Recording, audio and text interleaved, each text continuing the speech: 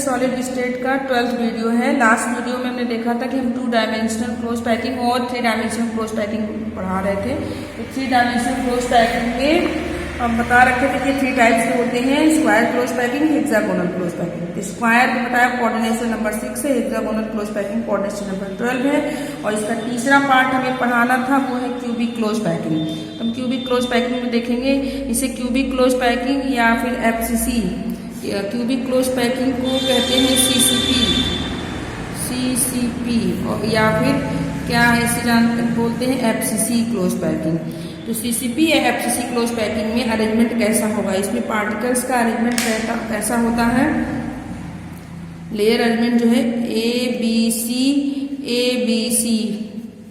ABC type arrangement होता है। कहने का मतलब इसमें 3 डिफरेंट टाइप्स के लेयर होते हैं, ABC type arrangement. Cubic close packing FCC में एबीसी टाइप अरेंजमेंट मतलब 3 डिफरेंट लेयर्स। यहाँ पर 3 डिफरेंट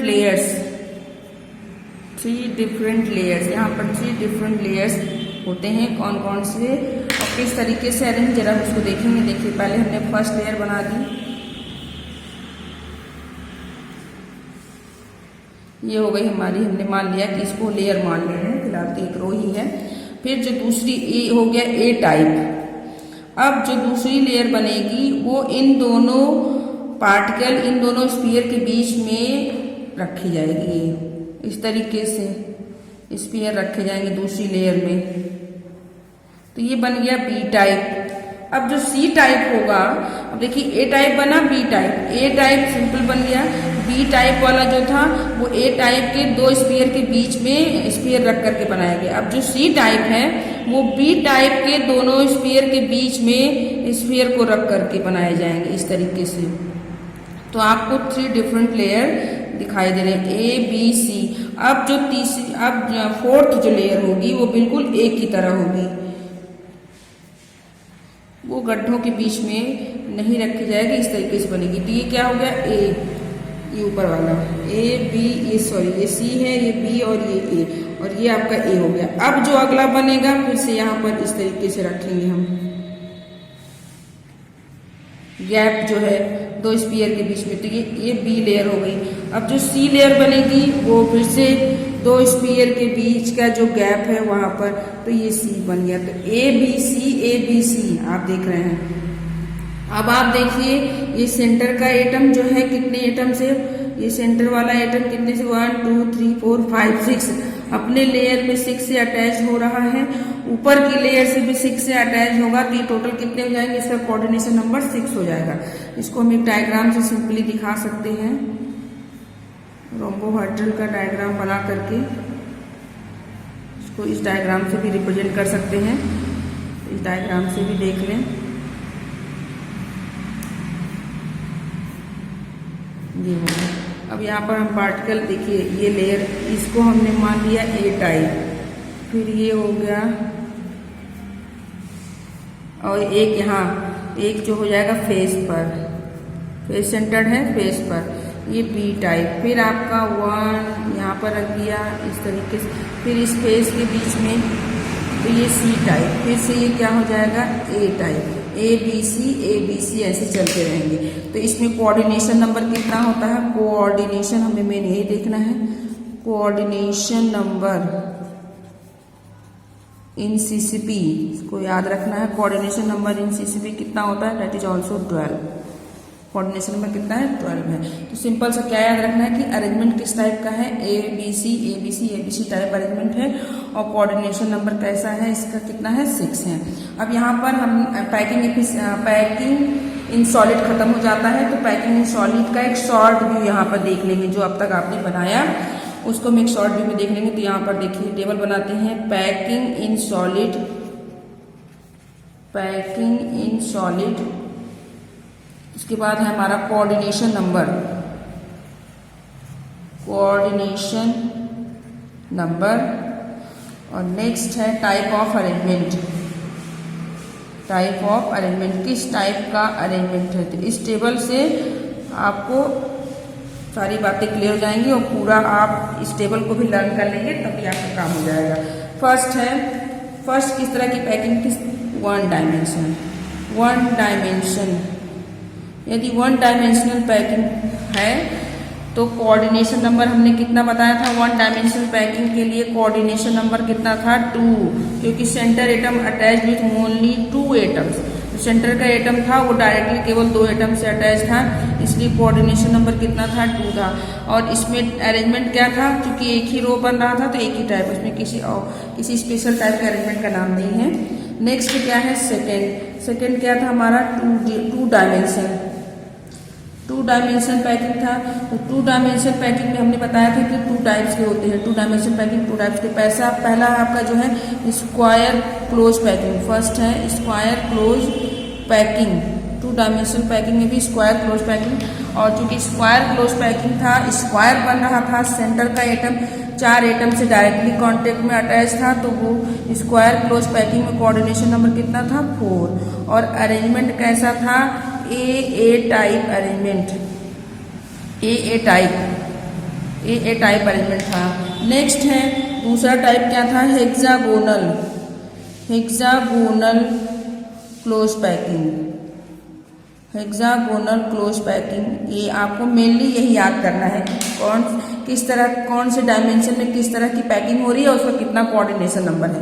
हेक्सागोनल क्लोज पैकिंग में देखा था आपने, centre atom attach with 6 other atom, तो इसकी कोऑर्डिनेशन नंबर कितना था, 6 था। अरेंजमेंट किस टाइप का था, ए बी टाइप अरेंजमेंट था, ए बी टाइप अरेंजमेंट था इसमें। फिर उसके बाद देखते हैं, ये हो गया 1D एंड 2D। नेक्स्ट हम टेबल में देखेंगे 3D, 1D 2D and next हमारा होगा 3D। तो देखिए 3 dimension,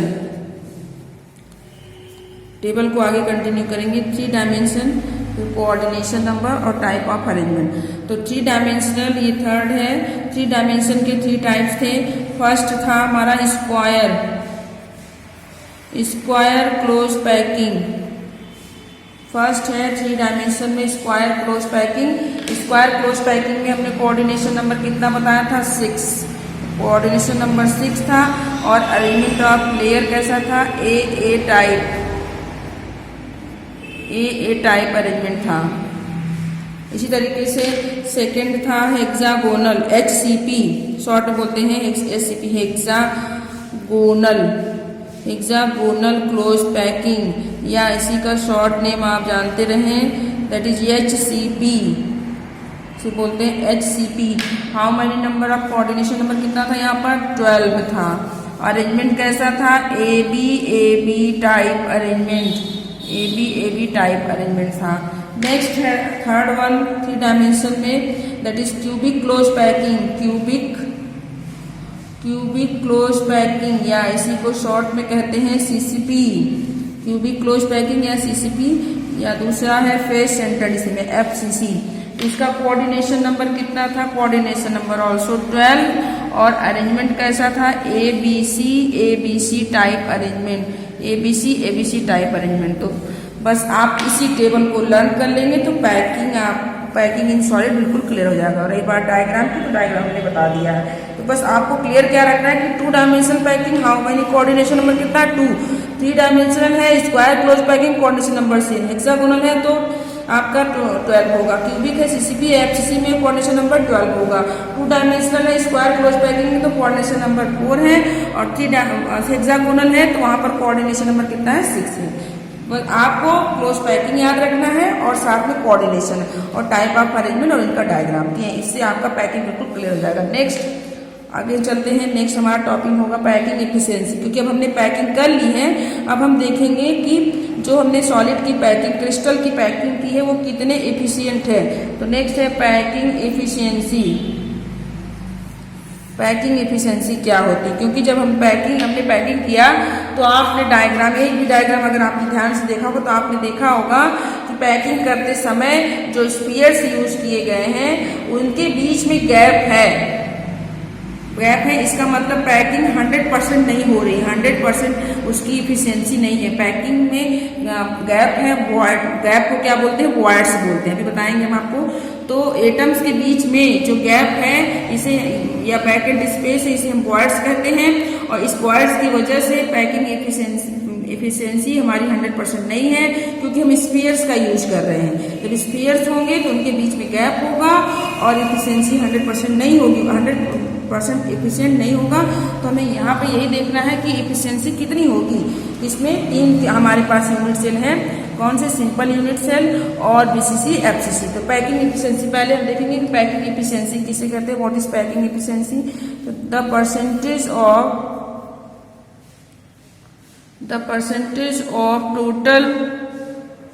total space filled by the particles is called packing efficiency. तो पैकिंग एफिशिएंसी क्या होता है?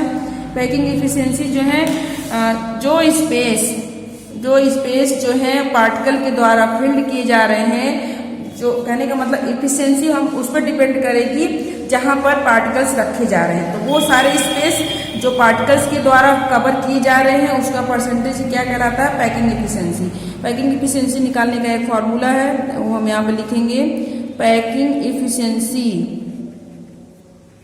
एफिशिएंसी या इसी को शॉर्ट में पीई, पैकिंग एफिशिएंसी बराबर क्या होता है देखेंगे, नंबर ऑफ एटम या number of rank, number of atom in unit cell, number of atom in unit cell. Unit cell में कितने एटम्स है? Number of atom in unit cell into volume of sphere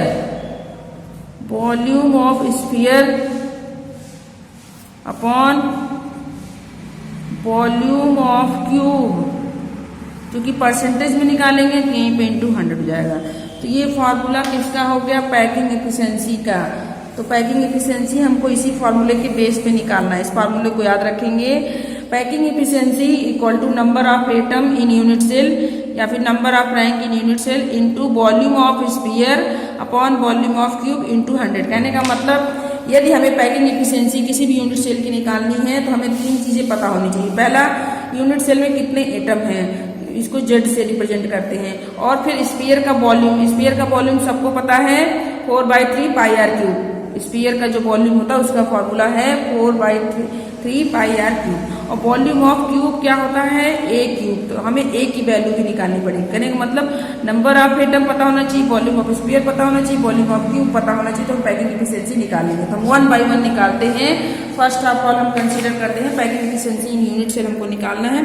तो सबसे पहले simple unit cell, packing efficiency in simple unit cell.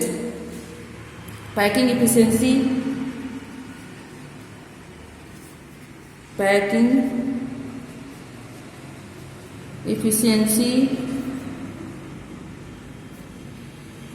in simple unit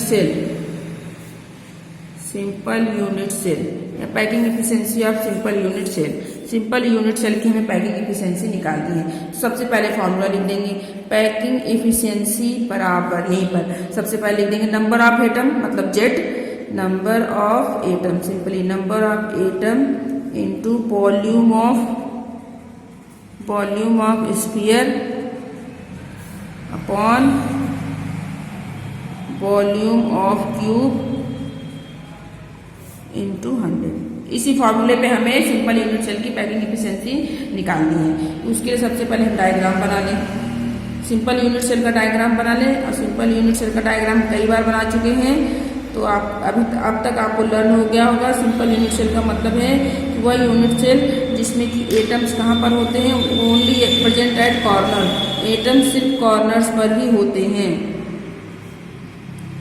atoms कहाँ पर होते हैं? कॉर्नर पर होते हैं। इसको हमने यदि ए भी मान लिया तो इनके बीच की जो एज है दैट इज ए, क्योंकि चूंकि हम क्यूबिक यूनिट सेल की बात कर रहे हैं, सिर्फ क्यूबिक क्रिस्टल सिस्टम में निकाल रहे हैं। तो क्यूबिक क्रिस्टल सिस्टम में A = B = C होता है। तीनों को हमने A मान लिया, तो यहाँ पर इसको क्या लिख दिया, A भी A हो जाएगा, सब A हो जाएंगे, क्योंकि सबकी लेंथ क्या, एज लेंथ क्या है, इक्वल है। तो ये हमारा सिंपल यूनिट सेल है, atom present only at the corner. अब हम पैकिंग एफिशिएंसी निकालेंगे। तो हमें क्या क्या चीजें चाहिए? अब हमको पता है कि यदि सिंपल यूनिट सेल है, यूनिट सेल यदि हमारा सिंपल है तो सिंपल यूनिट सेल में नंबर ऑफ एटम 1 by 1 निकालेंगे। नंबर ऑफ एटम मतलब जेड कितना होता है, यही हमने कहा था कि इसको आप याद रखेंगे कि सिंपल यूनिट सेल में नंबर ऑफ एटम यानी कि Z इक्वल टू 1। तो सिंपल यूनिट सेल में परमाणुओं की संख्या, एटम की संख्या कितनी होती है? 1 होती है। फर्स्ट ये हमें पता चल गया। दूसरा वॉल्यूम ऑफ स्फीयर, दूसरा है वॉल्यूम ऑफ स्फीयर। तो स्फीयर का वॉल्यूम फॉर्मूला बताया आपको, लर्न होगा 4/3 पाई r क्यूब। ये हो गया स्फीयर का वॉल्यूम, ये हमें स्फीयर का वॉल्यूम पता चल गया। अब नेक्स्ट है वॉल्यूम ऑफ क्यूब निकालना है, वॉल्यूम ऑफ क्यूब। तो वॉल्यूम ऑफ क्यूब क्या हो जाएगा? अब लेंथ ब्रेथ हाइट सब इक्वल है, ए है, तो वॉल्यूम ऑफ क्यूब क्या, ए बी बराबर कितना है? ए, यहाँ पे सी ले लेते हैं तो ए सी बराबर भी ए, तो वॉल्यूम ऑफ क्यूब किसके बराबर है? That is a cube. Volume of cube क्या हो गया? ए क्यूब। वॉल्यूम ऑफ क्यूब निकल गया ए क्यूब। अब हमें ए की वैल्यू निकालनी है, इसकी वैल्यू निकालनी ए की। तो ए बी, क्योंकि भाई वॉल्यूम ऑफ क्यूब हमने ए क्यूब लिख दिया तो हमें ए की वैल्यू पता होनी चाहिए। तो ए बी बराबर दिया हुआ है ए बी बराबर देख रहे हैं, ए बी इक्वल टू कितना है? ए। अब हमें ए की वैल्यू फाइंड आउट करनी है इसी डायग्राम से, तो हम इसको देखेंगे। दूसरा यहीं पर एक डायग्राम छोटा सा बना लेंगे। जब रेडियस हम निकाल रहे तो वहां पर भी हमने इसको समझाया था, फिर भी यहाँ पर एक बार आप रिपीट कर लें। तो देखेंगे यहाँ पर ये दो एटम्स कॉर्नर पे हैं जो एक दूसरे से टच कर रहे हैं। ये तो हमने यहाँ पर एटम्स को बिल्कुल डॉट के रूप में दिखा रखा, लेकिन एक्चुअल स्ट्रक्चर में क्या होता है कि एक दूसरे से टच करते हैं। और ये ए बी है और इनके बीच की दूरी क्या है? इनके बीच का डिस्टेंस दैट इज ए। और अब देख रहे हैं यहाँ पर 2 स्फीयर है, तो इस स्फीयर का रेडियस हो जाएगा r और इस स्फीयर का रेडियस हो जाएगा r। तो a बराबर कितना हो जाएगा? a इक्वल टू हमारा हो जाएगा ए बी बराबर a है, तो यहाँ पर a b बराबर फिर से क्या निकल रहा है? r plus r 2r। तो a इक्वल टू कितना हो गया? a b equal to also 2r। तो इसका मतलब क्या हो गया? a equal to 2r। तो r की हमें a की वैल्यू पता चल गई, दैट इज 2r।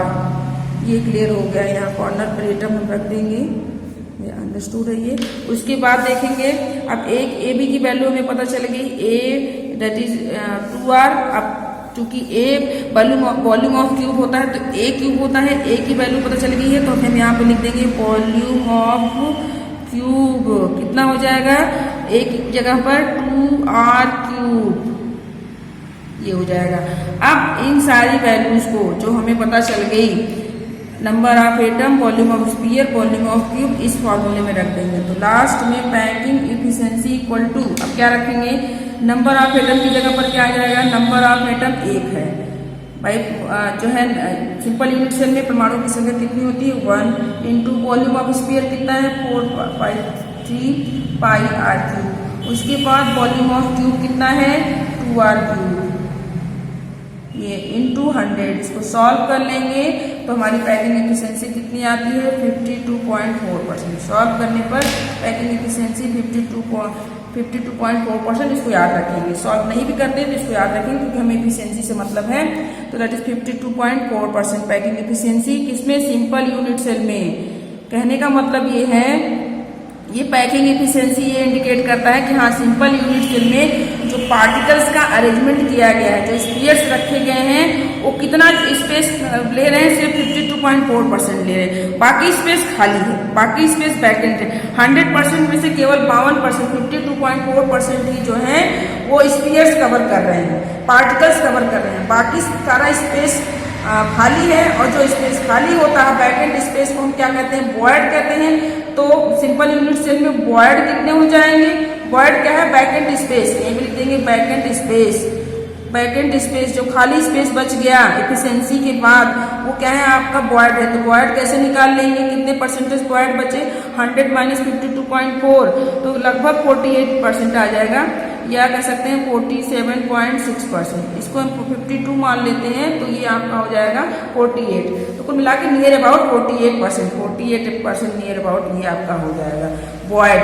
तो इतना तो 52.4% या 52% सिंपल यूनिट सेल में जो है वो एटम्स कवर कर रहे हैं, और बाकी जो है 48% वॉइड्स है, वो खाली स्पेस है। एफिशिएंसी देख रहे हैं आप, काफी कम है, वैकेंट स्पेस पाया जा रहा है। अब नेक्स्ट हमारा हेडिंग होगा, ये हमने देख लिया सिंपल यूनिट सेल में पैकिंग एफिशिएंसी।